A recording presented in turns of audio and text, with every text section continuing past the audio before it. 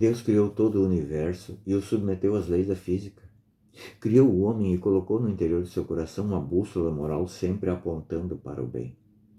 Mas Deus criou a alma no homem também, que é esse eterno vigilante, sempre incentivando para ir para o bem e sempre enviando avisos de alerta quando está tendendo para o mal. A história nos mostra que, na maioria das vezes, quando o homem ignorou avisos de alerta, provocou grandes catástrofes. Veja, em 1912, o capitão Edward Smith, comandando, melhor dizendo, o navio Titanic, afundou-o porque ignorou o aviso de icebergs que tinha naquela região. Lá no alto do mastro, lá em cima, tinha um coitado lá passando frio com um binóculo dizendo iceberg, iceberg. A nossa consciência também fica nos alertando todas as vezes que nós estamos em perigo ou colocando, outras pessoas em perigo. Foi catastrófico porque o capitão não quis ouvir, não quis ver.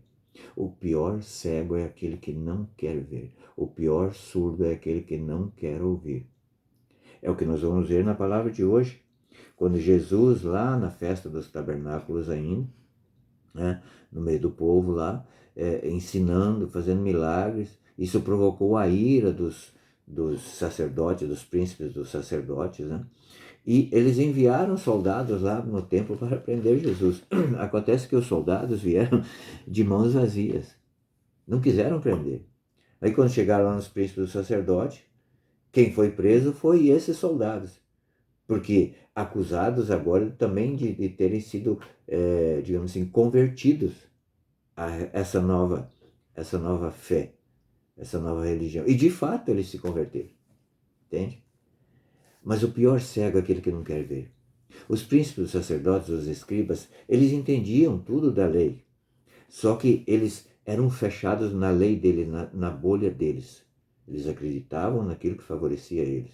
E fechavam os olhos para aquilo que eles entendiam que poderia levá-los a perder essa vaga de ser o cara, de ganhar dinheiro, por conta do seu status.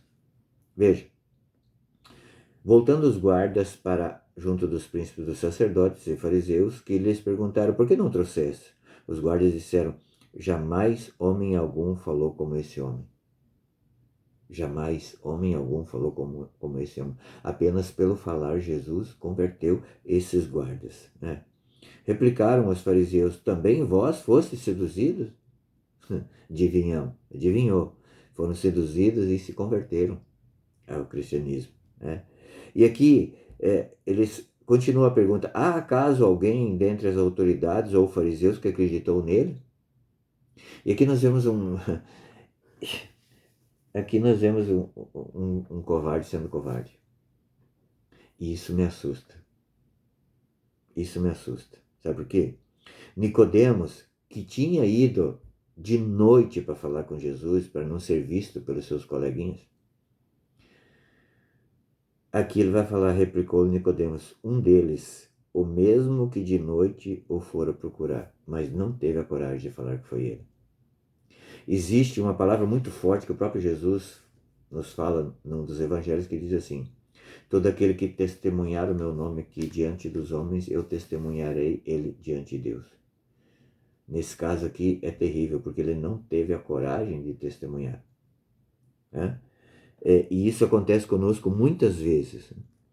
Nossa lei condena acaso a nossa lei algum homem sem antes ouvir, conhecer o que ele faz? Aqui vem a pergunta, para finalizar a covardia de Nicodemos. Porventura és também tu um galileu?